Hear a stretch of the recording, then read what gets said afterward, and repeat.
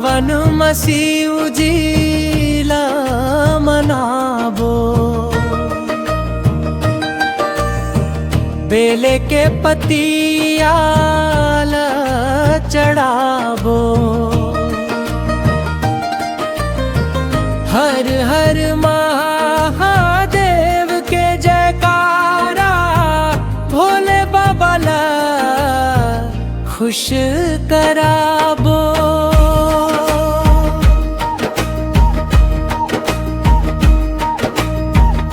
भोर बिहान गंगा जल लाबो, शिवलिंग ऊपर प्रेम चढ़ावो। दूध दहिया चंदन लेके, भोलेनाथ के पूजा करावो। सावन मसीह उजीला मनाबो, बेले के पतियाला चढ़ाबो। हर हर महादेव के जयकारा, भोले बाबा ला खुश कराबो।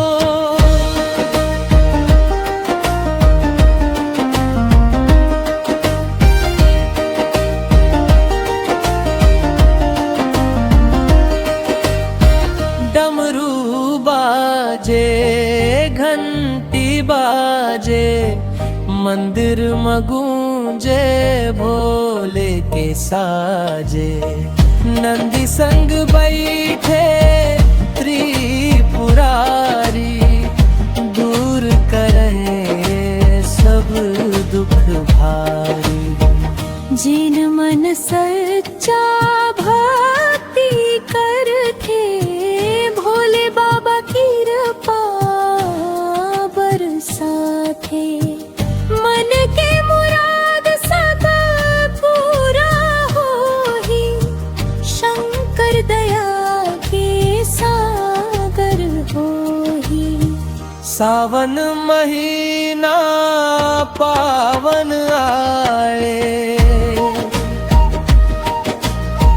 भोले बाबा के महिमा गाए।